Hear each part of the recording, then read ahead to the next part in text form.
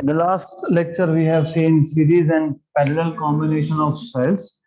So now it is time for us to go ahead and let us discuss work done by an electric current.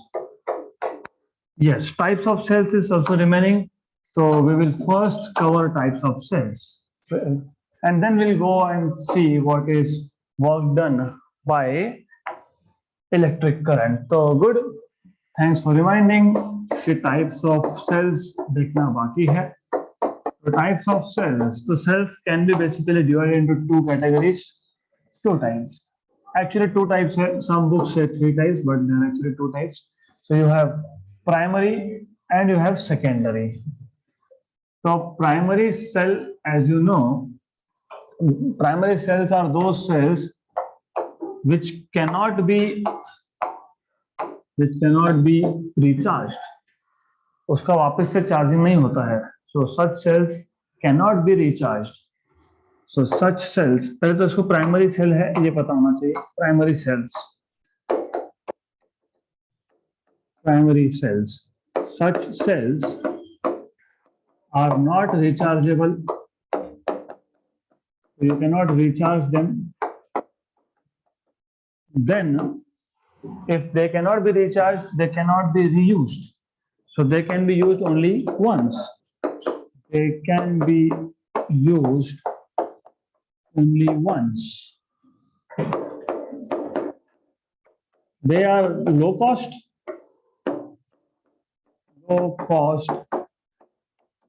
and of course compact, low cost, compact and lightweight.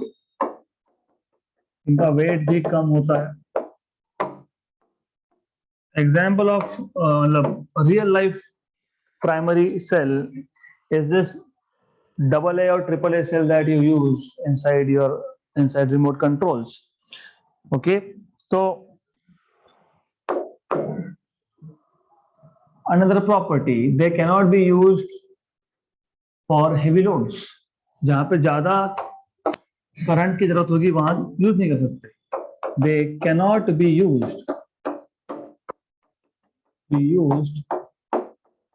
for heavy loads. जहां ज्यादा load की जरूरत होगी you cannot use them. फिर एक आधा example बता देना. You should know example dry cells. तो आपको पता होना चाहिए ये जो सेल आप यूज करते हो, इसमें जो आप सेल यूज करते हो रिमोट कंट्रोल्स में, those are dry cells, है ना. तो you cannot charge them again. Once done, you have to throw it out. अभी कुछ rechargeable भी मिलते हैं, right? Yes, but then they are expensive because they are not the same type. They are expensive. तो वो charging होता है, but then charger and cells both are expensive. और anyways charging होता भी होगा. Every cell, every battery has some cycles of charging. उतनी बार charging होने के बाद it becomes dead. So you cannot keep on using it for infinite time, है ना. ये तो मैं 2 सेल लाऊंगा और साथ में चार्जर लाऊंगा, मैं मेरा नेक्स्ट जनरेशन उसका next generation. It cannot be done like that. So they have number of cycles. Even in fact, चाहे वो लीड एसिड बैटरी हो जो आपके घर में यूज करते हो, या फिर नाउअडेज जो इलेक्ट्रिक व्हीकल्स है उसमें जो बैटरी हो, या फिर आपके मोबाइल फोन में जो बैटरी हो, they are rechargeable but they have a limit of charging. उस पर लिखा होता है number of cycles, कितनी बार आप उसको चार्ज डिस्चार्ज कर सकते हो. So examples are dry cells, alkaline cells, etc. Alkaline cells and so on and so forth. तो ये examples है इसके, right? Then secondary cells, not source. ये source बार बार आता है क्योंकि for 12th I am teaching optics जिसमें secondary source ऐसा word है. So anyways, so secondary cells are such cells which are rechargeable. तो they are rechargeable. अगर वो rechargeable है तो वो reusable भी है. So you can use them again. Then okay, so they are also reusable. Then They are little expensive compared to, और depend करता है. When I say little expensive, it definitely depends. आप अगर ट्रक का battery लेने गए तो it will be costly. It will cost you 13,000 plus. हाँ, उसमें भी डिपेंड करता है कितने एम्पियर आवर का बैटरी चाहिए, राइट? तो 13,000 20,000 ऐसा कुछ रेंज में मिलेगा. पर अगर आपको ये रिमोट कंट्रोल के सेल्स चाहिए जो रिचार्जेबल हो, as I was telling you, जो ड्राई सेल होता है ये 10 या 15 रुपए में मिलता होगा, राइट? लेकिन जो रिचार्जेबल सेल्स है, I think they are not less than few hundred rupees. They will do the same thing but they can be charged again, right? So they are little expensive compared to dry primary cell of the same current capacity. नहीं तो compare कर रहे हो battery और car का battery और यहाँ पे 10 रुपए के सेल की battery, comparison is irrelevant. So when you compare, उसका पावर रेटिंग वोल्टेज रेटिंग देख के कंपेयर करना. सो जहाँ पे प्राइमरी सेल काम नहीं करता वहां पे सेकेंडरी करता है. This cannot be used for heavy loads, but secondaries, अभी घर में इन्वर्टर होगा तो सेकेंडरी है. दे आर, ऑफ कोर्स हम लोड देते हैं बहुत सारा इन्वर्टर पे, तो बैटरी से ही आता है वो सब. So they can be used for heavy loads, then example, इसके भी एग्जाम्पल, इसके बहुत सारे एग्जाम्पल्स हैं. एक्चुअली वो जो फ्यूल सेल बताया था मैंने, fuel cell is actually secondary cell, है ना? फ्यूल सेल में जो इलेक्ट्रिक व्हीकल्स आते हैं, टू व्हीलर नहीं, I am talking about four wheelers, hybrid car, ऐसा सुना होगा आपने, हाइब्रिड कार, उसमें हाइड्रोजन भरते हैं. तो hydrogen serves as a fuel instead of gasoline, मतलब पेट्रोल और डीजल की जगह पे हाइड्रोजन व्हेन यू फिल. तो fuel cells are those cells which use hydrogen as a fuel here, okay? और इस केस में एडवांटेज ये है कि हाइड्रोजन फ्यूल सेल जो है उसका जो बाय प्रोडक्ट है, पता है ना बाय प्रोडक्ट क्या होता है? यस, तो by product is pure water. In fact, it is purer than the AquaGuard that you use in your house. So you can, I mean, AquaSure, AquaGuard, whatever it is, water purifier. So in some cases, it has been seen कि उसके जो exhaust से पानी निकलता है, that is much purer. So you can drink that. So then some people do this. So don't. It's not something. I'm not cracking jokes, but वो होता है. Depending on आपने कितना clean रखा है exhaust को. Okay, so that is what happens. So another example, तो fuel cell अलग से आपके बुक में डिस्कस किया है, but fuel cell is nothing but a secondary cell क्योंकि it can be recharged, है ना? नहीं तो फिर वो हाइड्रोजन फ्यूल सेल एक बार यूज हो गया, आपको उसको फेंकना पड़ेगा अदरवाइज. तो it can be charged again. तो वो हो गया. Another example is ये आप जो लीड एसिड बैटरी यूज करते हो घर में, लीड एसिड, है ना, 6 cell 8 cell. So these cells are secondary because you can charge it again. So lead acid cells. Okay, and then you have fuel cells.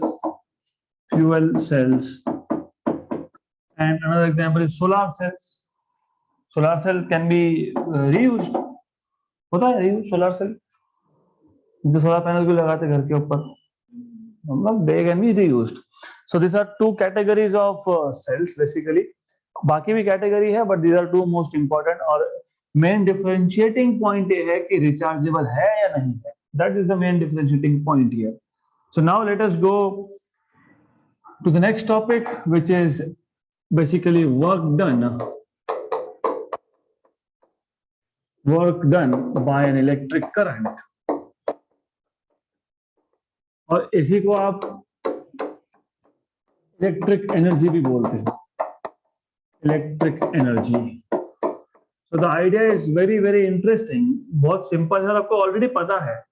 Only thing is कि हमने उसको in terms of formula नहीं लिखा था. तो if you remember when we were studying resistance, हमने एक conductor लिया था. इस कंडक्टर में you have ions and these ions are continuously vibrating. तो आपके पास एक कंडक्टर था, कंडक्टर में आयंस थे, राइट। और ये जो आयॉन्स है they keep on vibrating and because of their vibration electrons, free electrons undergo collision, free electron undergo collision with this ions, right?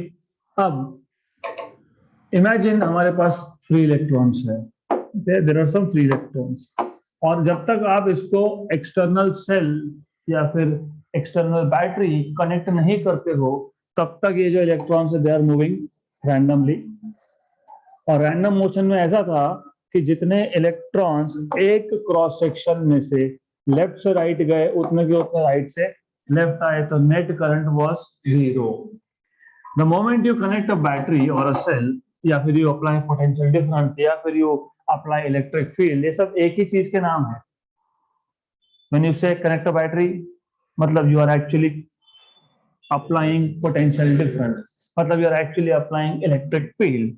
So as soon as, जैसे ही आपने इसको कंडक्टर को एक बैटरी लगा दी, ओके, बैटरी मतलब पोटेंशियल डिफरेंस कनेक्ट कर दिया, लगा दिया यहाँ पे negative and positive, electrons they start drifting towards positive terminal along with random motion. Random तो है, रैंडम मोशन तो है, कोलिजन्स तो है, but electrons are also drifting.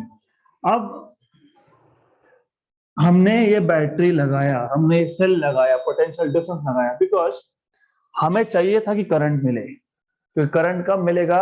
जब सारे के सारे इलेक्ट्रॉन्स एक ही डायरेक्शन में ड्रिफ्ट होंगे। क्योंकि विदाउट बैटरी क्या हो रहा था, एक क्रॉस सेक्शन में अगर हम देखें तो जितने लेफ्ट से राइट इलेक्ट्रॉन्स जा रहे थे उतने के उतने राइट से लेफ्ट जा रहे थे, मतलब net overall net current was zero. But when you connect a potential difference और a battery, what is happening, these electrons are drifting, मतलब अभी आपको करंट मिल रहा है लेकिन रेजिस्टेंस है। मतलब करंट कब मिलेगा? जब रेजिस्टेंस को ओवरकम करोगे, और रेजिस्टेंस को ओवरकम करना मतलब ये जो इलेक्ट्रॉन था, इलेक्ट्रॉन को कुछ भी करके कंडक्टर के थ्रू पास करवाना, कुछ भी करके मतलब वर्क करके, because you have to do work. Why? Because there is resistance to oppose. तो ये रेजिस्टेंस जो है, अपोजिशन जो है, इसको ओवरकम करना पड़ेगा, और ओवरकम करने के लिए हम करते हैं वर्क। हम करते हैं मतलब बैटरी करता है। तो मैंने आपको बताया था कि जो बैटरी है it is actually giving electron required energy to overcome external resistance, और उसी एनर्जी को हम बोलते हैं terminal potential difference. The energy required to circulate unit charge one through external is called as terminal potential difference। तो ये सब अगर आपको पता है, अब होगा क्या, आपने जो एनर्जी दिया उस एनर्जी ने वर्क किया टू ओवरकम रेजिस्टेंस। रेजिस्टेंस मतलब कोलिजन, कोलिजन मतलब हीटिंग, राइट। तो ये जो वर्क हुआ है to overcome resistance, it is, क्योंकि वर्क हुआ है, work is energy, energy can neither be destroyed, cannot be created, and yes, तो energy can neither be created not be destroyed. तो एनर्जी गया कहां पे? It is appearing in the form of heat. अब इस heat का equation चाहिए, and it's very simple. क्यों सिंपल? क्योंकि आपको टर्मिनल पोटेंशियल डिफरेंस का इक्वेशन ऑलरेडी पता है, आप बता ही रहे हो that terminal potential difference is the amount of energy. तो terminal potential difference is the amount of energy, मतलब वर्क डन, एनर्जी मतलब वर्क, है ना। टू सर्कुलेट यूनिट चार्ज नहीं था तो डिवाइड बाय क्यू किया था हमने, if you remember. Work done for unit charge is terminal potential difference to overcome external resistance. हम यहाँ पे इंटरनल की बात नहीं कर रहे तो ईएमएफ नहीं लिखूंगे, हम यहाँ क्या किसकी बात कर रहे हैं? Only external, only external. तो work done is what? V into Q, right? But current is charge upon time, therefore charge is current into time, therefore work W is V, Q की जगह पे I T, तो work done is VI T। हमने एक numerical already solve किया है इस पे, एंड आई टोल्ड यू कि ठीक है वो टॉपिक बाद में करेंगे, लेकिन फॉर्मूला इजी है, तो फॉर्मूला इजी है, it is VI T, right. और अभी अभी मैंने बताया कि ये जो वर्क है, एनर्जी है, energy can neither be created nor be destroyed, तो it actually this work is basically creating heat, है ना। ऐसा क्यों? सिंपल, अगर मैं बैटरी नहीं कनेक्ट करता तो आपको करंट नहीं मिलता, रेजिस्टेंस को ओवरकम करने की जरूरत नहीं थी, तो हीटिंग होगा ही नहीं, राइट। तो ये वर्क जो हमने किया करंट सर्कुलेट करने के लिए, मोशन ऑफ इलेक्ट्रॉन्स को मेंटेन रखने के लिए, वो वर्क, करंट तो मिल गया बट एडिशनली हीटिंग भी हुआ, that is the heat which you have obtain. और आपको पता है, यू नो, पहले तो एक काम करेंगे, पहले तो आप W को लिख देंगे H, क्योंकि यही वो वर्क है जिसने हीट प्रोड्यूस किया, तो इसको लिख देंगे H इक्वल टू VIT। आपको ओम्स लॉ भी पता है, V इक्वल टू IR, तो IR into I square RT, right. फिर आपको V इक्वल टू IR पता है, तो I equal to V by R भी पता होगा, तो जब I की जगह पे V बाय R डालोगे तो V ऑलरेडी है और V बाय R, तो V square by R into T। तो ये तीनों इक्वेशंस है हीट जनरेटेड की, और तीनों इक्वेशंस है इलेक्ट्रिक एनर्जी की, ये तीनों इक्वेशंस है वर्क डन की, राइट। तो then this is the energy equation. Energy है तो energy is measured in joule, क्योंकि हीट है तो जूल है, right. Good, we will repeat again, but because we are here already हमारे पास ये एक इक्वेशन है जिसमें आई स्क्वायर आर है, तो you should know something very interesting, even though it is not related to syllabus. आपको पता होना चाहिए, जहां पे इलेक्ट्रिसिटी प्रोड्यूस होती है ना, और नॉर्मली उसी रीजन में सप्लाई भी करते हैं। हाँ, ऐसा नहीं होता कि इलेक्ट्रिसिटी यहाँ प्रोड्यूस करके हम सप्लाई कर रहे हैं यहाँ से 1000 किलोमीटर दूर, नहीं होता। क्यों नहीं होता? क्यों नहीं होता? That is the answer. ये आपको पता है, resistance is proportional to length of the wire. यहाँ से 1000 किलोमीटर दूर सप्लाई करना है तो लेंथ बहुत ज्यादा है, लेंथ ज्यादा है तो रेजिस्टेंस ज्यादा होगा, रेजिस्टेंस ज्यादा होगा तो हीट ज्यादा जनरेट होगा, मतलब लॉस होगा बिकॉज ऑफ हीटिंग, और उसको बोलते हैं आई स्क्वायर आर लॉस। ये आई स्क्वायर आर लॉस बोलते हैं उसको। सो if the length is more, मतलब distance between 2 points, point of production and point of supply, if it is long distance, तो distance ज्यादा, length ज्यादा, resistance ज्यादा, तो heat ज्यादा तो loss होगा। that is why normally जहां प्रोड्यूस होता है वहीं पे सप्लाई भी करते हैं। पहले नहीं था ये, earlier the situation was different. Why? Because maybe you don't know this, few decades back, 10-20 साल पहले, there was no solar thing in India. अभी तो हमारे यहाँ पे सबसे रैपिड पेस में सोलार चल रहा है, clean source of energy, easily available, है ना, panels you can put anywhere, right. And earlier wind mills भी नहीं थे, अब जो विंड मिल्स है, और फॉर्चुनेटली दोनों हमारे डिस्ट्रिक्ट में ही है, वो तो अभी इंडिया का बिगेस्ट, इंडिया का नहीं, कम से कम महाराष्ट्र का तो बिगेस्ट बनने वाला है वो, right, in terms of power production. So earlier we used to depend on coal and also on turbines. Okay, अब imagine एक remote location है जैसे लेह लद्दाख, वहां तक कोल को पहले ट्रांसपोर्ट करोगे, फिर वहां पे इलेक्ट्रिसिटी बनाओगे, राइट। और नहीं तो फिर टर्बाइन चलाना तो डैम होना चाहिए, डैम के लिए पानी होना चाहिए, इतने हाई अल्टीट्यूड पे कहां से पानी आएगा? So these are the challenges. Now it is solved. और एक इंटरेस्टिंग चीज है, अगर आज से 10 साल, 12 साल, 15 साल पहले, 20 साल पहले कोविड आता तो आपको 2 साल का ब्रेक था, नो ऑनलाइन। क्यों? क्योंकि इतना सुपर फास्ट इंटरनेट था तब। I hope you understand sarcasm. When I was in 11 back then in 2006, तो मेरे पास पूरा 64 kbps का प्लान था, 64 kbps। Forget about watching videos on YouTube, सिर्फ अगर जीमेल भी ओपन करना है तो gmail.com टाइप करके आओ, चाय वाय बनाओ, पी के आओ, तब तक लोड हो जाएगा, सो फास्ट, राइट। तो उसका somewhere, I am not saying कि वही रीजन था स्लो स्पीड का, बट समवेयर एक रीजन था।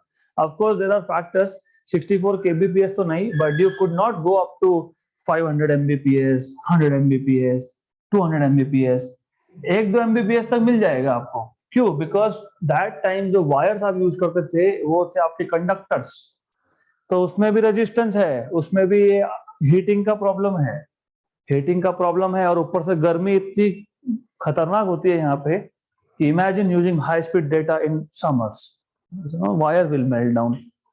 So that was some kind of limitation. So nowadays we use fiber optics, quite fast, very fast indeed. और उसमें ये सब प्रॉब्लम्स भी नहीं है हीटिंग के, और ऊपर से उसमें मेंटेनेंस भी कम है, and you get super high speed data, क्योंकि यू यूज, आपने ऑलरेडी पढ़ा है रे ऑप्टिक्स में, मैं नहीं बताया था, core cladding, internal reflection, total internal reflection. तो you use electromagnetic radiation in which travel around 2 into 10 power 6 या 7 meter per second की speed से, so that is why you get high speed data. So anyways, so let us talk about work done by electric current. अब जो जो आपको पता है वो point by point लिखना है, तो this very simple thing to do. What do you know? जब आप एक potential difference apply करोगे across a conductor, electrons will start flowing, will start moving from negative to positive terminal. So when potential difference, when a potential difference is applied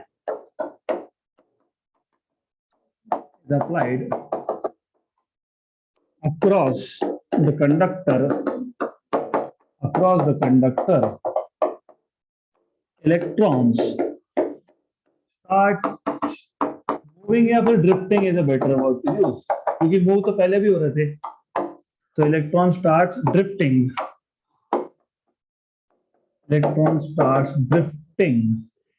against the direction of electric field,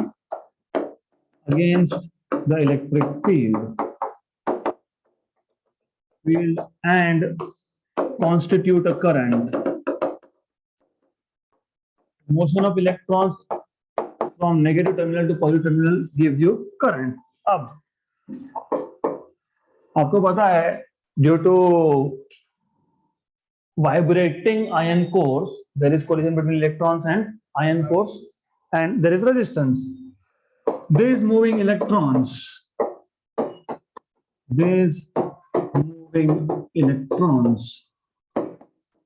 collide with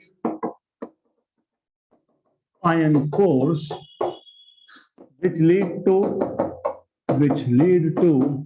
resistance. और अगर ये resistance को overcome करना है, मतलब electron के motion को maintain करना है, फ्लो को मेंटेन करना है, तो work has to be done. So to overcome this resistance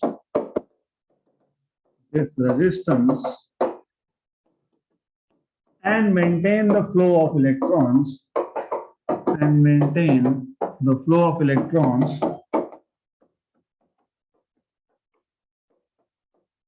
work has to be done. और ये जो वर्क डन है, ये वर्क इज एनर्जी. कौन सप्लाई कर रहा है एनर्जी? Battery, cell. पर ये जो वर्क है, this work done leads to heating.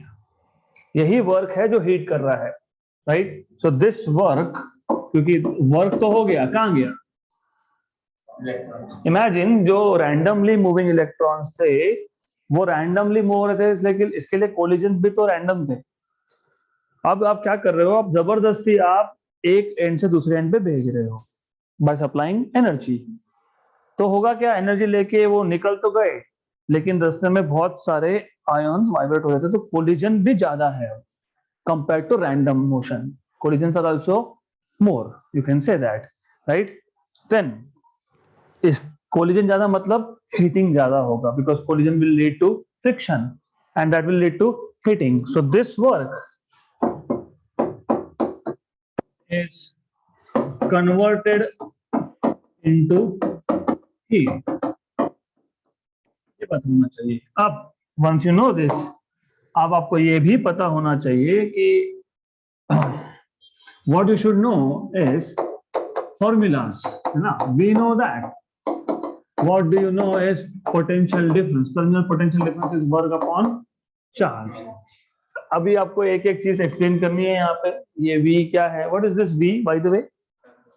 Terminal potential difference. कहाँ पे? Across conductor. So where V is terminal potential difference. अभी टर्मिनल बोलते तो अक्रॉस कंडक्टर होगा ही, तो अज्यूम है। Q is charge. कौन सा चार्ज? Charge that is suppose to flow through the conductor. तो charge flowing through the conductor in time t। Charge flowing through the conductor in time t। Okay, once you know this, इतना आपको अगर पता है तो what you can do now is, अब आप बोल सकते हो यहां से देयरफॉर ये वर्क है V into Q, equation number 1। But current is charge flowing per unit time, तो charge is current into time. Charge is current into time, equation number 2। तो from 1 and 2, from equation number 1 and 2 you have work equal to V और ये है IT। ये आ गया आपका work का पहला formula. But this work is converted to heat और this work is converted to heat. Therefore, heat generated is work done is equal to VIT। Good, simple.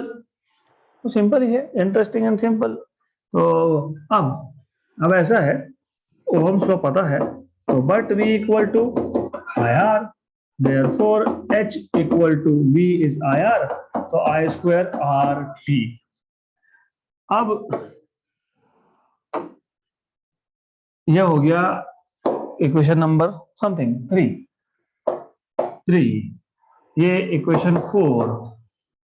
और also from here also you can say I equal to V by R। तो H equal to V square by R square, एक R cancel, तो V square by R into T। तो ये जो equation number 4, 3, 4 और 5 है, they give you equation of heat generated or electric energy, okay, or work done basically। So that's all you need to know। अब अगला topic, अब आपका work done तक का तो हो गया। Okay, now we are suppose to talk about power generated या फिर power consumed. Power, how do define power? ये तो और भी इजी है। What is power? What is power? What is power? No। अगर ऐसा है energy required to do some work, तो फिर पावर इक्वल टू एनर्जी होना चाहिए। और एनर्जी इज वर्क, तो energy required to do work. This statement is slightly incorrect. Work upon time, yes. तो power is nothing but, I did not hear you, so power is nothing but work upon time. देखो क्या हो रहा था, if you look here, electrons were going from negative to positive terminal against the direction of field, और वहां पे है resistance. Okay, और वो जो रेजिस्टेंस है उसको ओवरकम करना है। रेजिस्टेंस को ओवरकम करना है। ओवरकम करना है मतलब वहां पे होगा वर्क। हर सेकंड में कितना वर्क हुआ, what is the work done per unit time, या फिर बोल सकते हो what is the energy consumed per unit time from the battery by the current is called as power. Work तो हो रहा है ना, रेजिस्टेंस को ओवरकम करना है तो वर्क हो रहा है। कहां से हो रहा है? वो बैटरी को लगाया फिर आपने, because battery is providing energy which is doing work, which is converted into heat. तो आपको ये पता होना चाहिए the rate of work done is power. तो power by definition is rate of work done। Power is defined as rate of work done ना, तो simple है, रेट ऑफ वर्क डन मतलब basically you should no it is work upon time. अब क्योंकि work upon time है तो joule per second, ये ऐसा यूनिट आ गया। हम बाद में इसके बाकी फॉर्म भी देखेंगे। SI unit is joule per second, या इसी को आप बोलते हो VAT. Some people call it as watt, some call it as watt. Okay, but don't call it as watt. This is watt. Okay, तो नहीं तो बोला कि 10 वाट। It's not watt, it's watt or watt, whatever you want to say. I will prefer calling watt. So SI unit is joule per second or watt. अब as I told you कि जब जब आप नया यूनिट इंट्रोड्यूस करते हो, exactly 1 VAT मतलब कितना, जैसे मैंने आपको बताया था 1 मीटर मतलब कितना है ना, 1 मीटर पर सेकेंड कितना, 1 सेकेंड में 1 मीटर डिस्टेंस कवर हुआ तो वेलोसिटी को बोलोगे 1 मीटर पर सेकेंड। यहाँ पे भी अगर 1 सेकेंड में 1 जूल का वर्क हो रहा है तो उसको बोलोगे 1 watt. So 1 watt is the amount of, या ऐसा बोल सकते हो, if 1 joule of work is done in 1 second, if 1 joule of work is done in 1 second, then the power consumed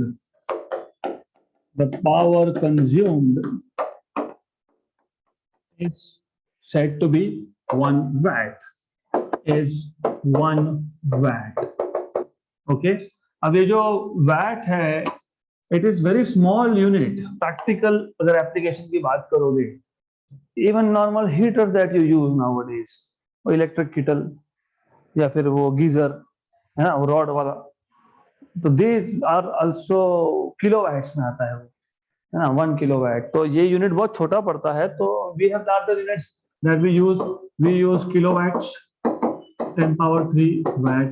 You use also megawatt, है ना, 10 power 6 watt, or you can say gigawatts, giga, या फिर of course yes 10 power 9 watt. Okay, so these are some large units that we use, और आप will come across these units very frequently, क्योंकि अगर आप electric kettle ऐसा कुछ ले रहे हो, गीजर ले रहे हो, तो आपसे पूछते भी है वो, if you go and tell them कि मुझे वो हीटर चाहिए, हीटिंग रॉड चाहिए पानी गर्म करने के लिए, दे आस्क यू कितने वैट का दूं, 1 किलोवाट का दूं या 2 किलोवाट का दूं, they ask you, because it comes in variety, 500 watt से लेके तो 2 किलोवाट तक का आता है। मेगावाट या फिर किलोवाट की बात करोगे तो even the solar panels that you put nowadays on rooftops for a house, depends on the size of house and the requirement of electricity. You can have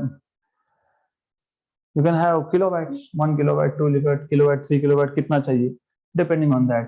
So और उसका जो कॉस्टिंग होता है वो भी किलोवाट के हिसाब से ही होता है। I think if I'm not wrong, nowadays it is around 40,000 per kilowatt setup, ऐसा कुछ है, 40-45,000 का होगा, I don't know, but anyways it's something practical units that you need to know. अब इतना समझा है तो फॉर्मूला पे आ जाते हैं, because power is work VIT, work is VIT, और power is work upon time, cancel VI।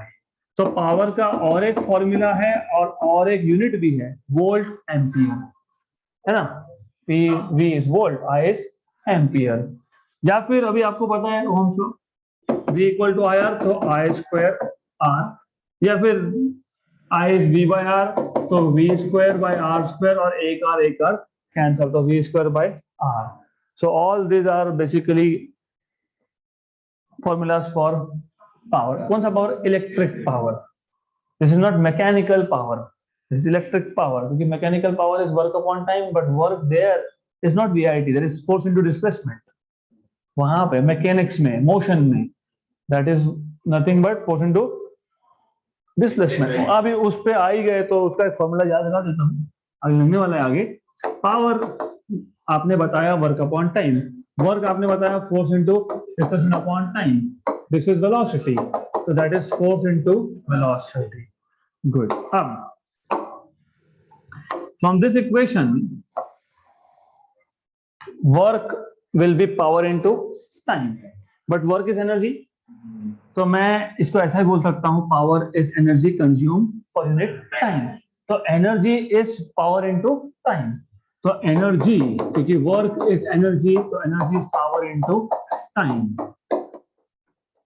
मतलब एनर्जी कंज्यूम्ड. Energy consumed. तो आप जो बिजली का बिल भरते हो ना, इलेक्ट्रिसिटी बिल, उसको एनर्जी बिल भी बोलते हैं, क्योंकि you are consuming electrical energy to run the appliances in your houses. It can be refrigerator, it can B air conditioners and whatever it is. तो उसका यूनिट क्या आता है? Power. Power is watt, time is second, but second is very small. तो normally हम use करते हैं are, VAT are. ये भी बहुत छोटा होता है, तो यू यूज kilowatt hour. Kilowatt hour, this is called as one electrical unit. आपके घर में जो बिल आता है, 200 यूनिट यूज हुआ, 250 यूनिट यूज हुआ, जो मीटर का रीडिंग देखते हो आप, है ना, that is how many kilowatt hour of energy you have consumed. So depending on locality, depending on either whether it is residential or commercial, उसके अलग अलग प्राइसिंग होता है उसका. For example, because I am very sure, घर का जो है residential is ₹8.75 for less than 100 unit. उसके ऊपर गया तो थोड़ा बढ़ जाता है. Now this space is commercial space, और यहाँ पे ओके, यहाँ पे उन्होंने बोला है कि ₹7.18 भरने पड़ेंगे 0 से 200, मतलब फिर रेसिडेंशियल का और कम होगा. I don't know, but it's something like this given here. Okay, so इसके पीछे लिखा होता है how much is, what is the price of per unit. तो बाय द वे, ये किलोवाट आवर जो है ये इलेक्ट्रिकल यूनिट है, इलेक्ट्रिकल यूनिट, राइट. तो when you pay electricity bill, 200 unit use हुआ, 192 यूज हुआ, इसका मतलब आपने इतना एनर्जी कंज्यूम किया है, 1 किलोवाट आवर. ओके, अब एग्जाम में क्वेश्चंस ऐसे आ सकते हैं, आते भी हैं. They can ask you in your house or in any house, in some house you have 3 fans. उसका ऑपरेटिंग वोल्टेज दिया होगा, सारे स्पेसिफिकेशन दिए होंगे, right. You have 2 tube lights, उसका भी आपको सारा स्पेसिफिकेशन बताया होगा. You have a refrigerator, okay. You have a television set, okay. फिर बताया होगा कि टेलीविजन आप दिन में इतने घंटे देखते हो, रेफ्रिजरेटर आप दिन में इतने घंटे यूज करते हो, फैन और ट्यूबलाइट इतने इतने घंटे यूज करते हो. इलेक्ट्रिसिटी बिल कैलकुलेट करो per month if 1 unit is equal to this much, 1 unit का कॉस्ट इतना है. तो ये सब करना पड़ेगा, आपको देखना पड़ेगा कि फैन ने कितना एनर्जी कंज्यूम किया, पावर रेटिंग दिया होगा, कितना टाइम तक यूज किया है वो भी दिया होगा. पावर रेटिंग नहीं दिया है तो वोल्टेज रेटिंग और करंट रेटिंग दिया होगा. Power is V into I, right. तो VIT, पावर इज VI, तो VIT, तो हर एक फैन का फाइन करो, 3 फैन तो मल्टीप्लाई बाय 3 करो, मतलब फैन ने इतना यूज किया, राइट. फिर इलेक्ट्रिसिटी के में क्या क्या यूज करते हो, ट्यूबलाइट ने इतना किया, AC ने इतना किया, हर एक अलग से निकाल के you can just find out total kilowatt hours used, total including all the appliances, and then multiply with per unit cost. You can find out electricity bill. वैसे तो हमारा मीटर रीडिंग डायरेक्ट दिखाई देता है, but nowadays you see that is why people say कि AC थोड़ा कम use किया करो, क्योंकि AC ज्यादा एनर्जी कंज्यूम करता है. So that's how you find out. So that's the end of theory part of this chapter, and now it's time for us to solve questions. An electric heater takes 6 ampere current from 230 volt supply line. तो given में आपको बताया है there is an electric heater which takes 6 ampere of current from a 230 volt supply line. Calculate the power of the heater and electric energy consumed by the heater. आ गया वही by 8 in 5 hours. तो time दिया है 5 hours. तो आपको पूछा है 2 चीजें आपको फाइंड करनी है. Number 1, you are suppose to calculate power, and number 2, you are suppose to calculate electric energy consumed. Energy consumed, मतलब कितने kilowatt hour energy consumed. Okay, so this is what you are supposed to find out. So that is exactly what I was saying कि ऐसे question आ सकते हैं. अब ये तो simple है, it's quite simple, straightforward. Formulas आपको ऑलरेडी पता है, फॉर्मूला यू नो बिकॉज अभी अभी मैंने बताया. पहला है power, power is VIT, power is VIT, and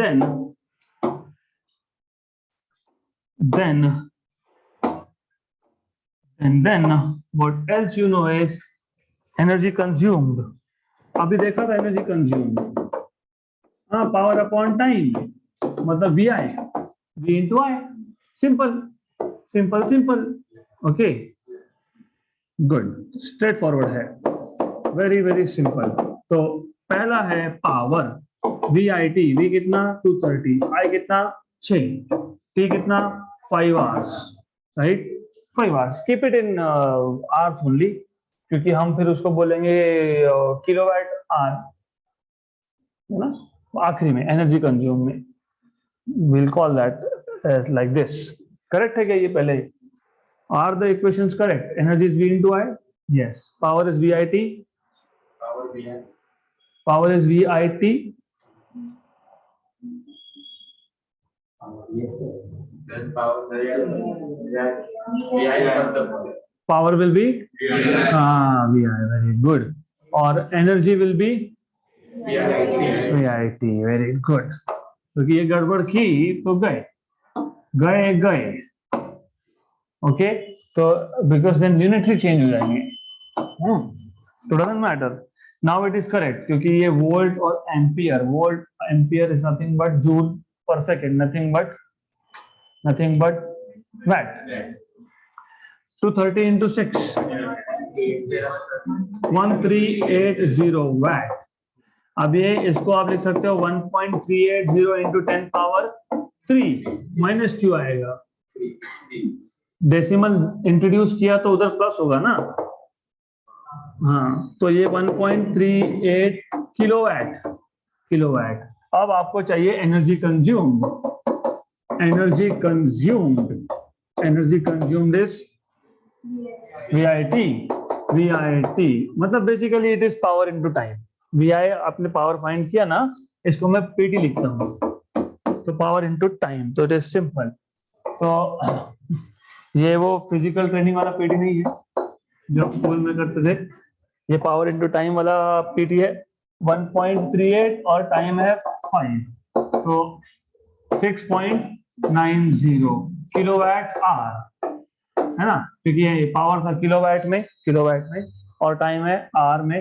तो kilowatt hour is nothing but energy का unit, electrical energy, right. So this is 6.9 electrical unit. तो 6.9 यूनिट कंज्यूम किया उसने 5 आवर्स में हीटर ने, इसलिए ठंड में आपका बिजली का बिल बढ़ता है.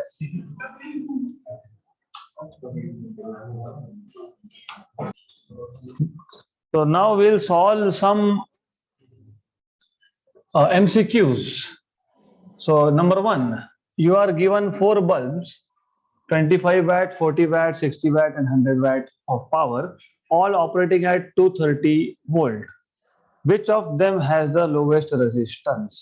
अब which of them has lowest resistance? जो क्यों? क्योंकि you see अब एक मिनट पहले क्वेश्चन पढ़ लो. सबके सब कितने वोल्टेज पे काम करते हैं? 230. What is V equal to IR? ना, V equal to IR, Ohm's law. So you see from here resistance is directly proportional to, I have equal to लिख दो, equal to V by I. हाँ, तो अब आपको वहां पे 4 bulb दिए है, वैट दिया है. वैट मतलब पावर दिया ना, पावर दिया है. यहाँ तो आपने बोल दिया R is V by I, correct, right. तो अभी क्या करेंगे? How will you compare? You have to compare with power. How will you compare?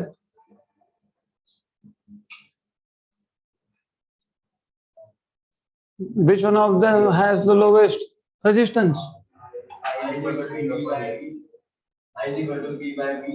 I equal to P by V, आगे Is equal to P by V upon R is inverse proportional.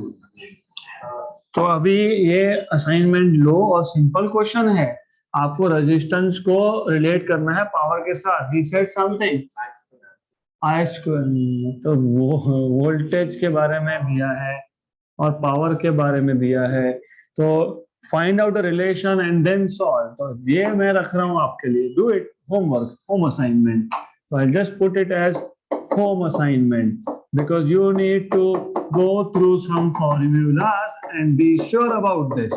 Simple question है, ये orally होता है। Next, which one of the following is an ohmic conductor? Transistor is semiconductor which is not ohmic, क्योंकि transistor मतलब semiconductor में resistance decreases with temperature. Resistance decreases, not increases. Conductor में क्या होता है?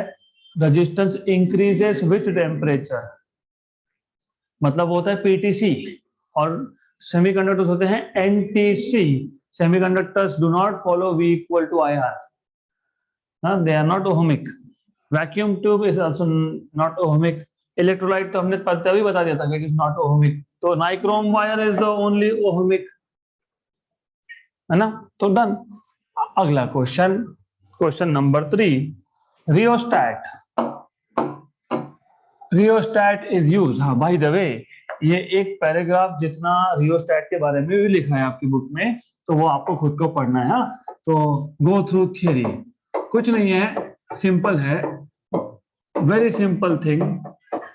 सो rheostat is used to bring on a known change of resistance in the circuit to alter the current? No. To continuously change the resistance in any arbitrary manner and thereby alter the current? To make and break the circuit? No, neither. No, option number B.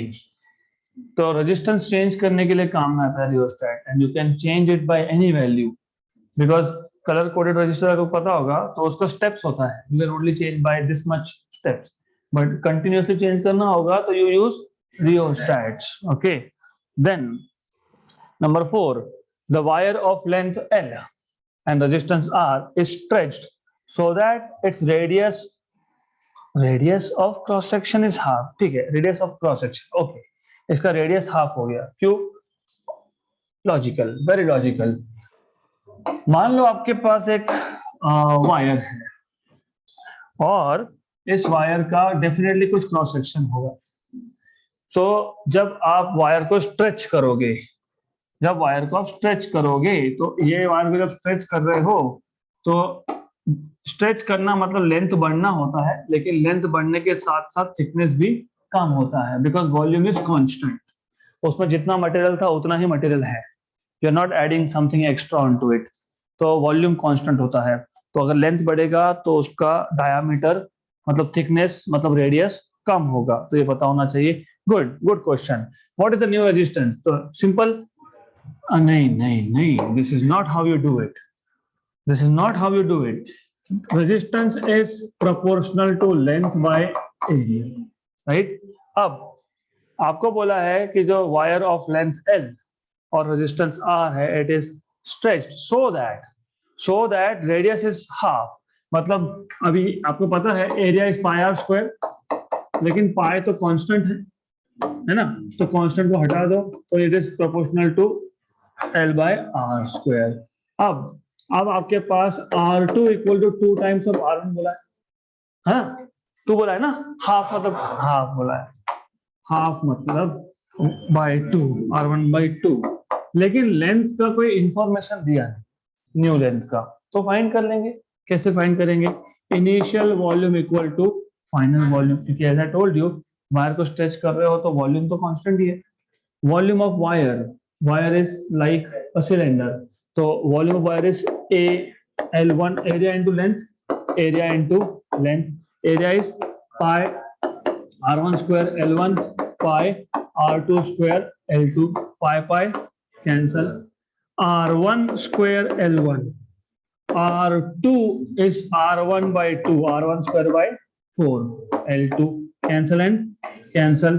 तो L2 is 4 times of L1, L2 is 4 times of L1, तो L2 की information है और R की भी information है. ये जो आपने लिखा है resistance proportional to length by radius square, मतलब R2 by R1, R2 by R1 is L2 by L1 और ये R1 by R2 का स्क्वायर, क्योंकि इनवर्सली प्रोपोर्शनल टू रेडियस है ना. तो R2 ऊपर, तो यहाँ पे छोटा r नीचे, इनवर्स है. L2 by L1, L2 by L1 4 है, ये भी फाइंड किया ना आपने. L2 by L1 is 4 and R1 by R2 दिया है 2 square. This is 4 into 4, 16. So R2 is 16 times of R1. 16R. Option number D. Okay. So that's it with this chapter. जो रह गया एक दो MCQs you will have to do yourself.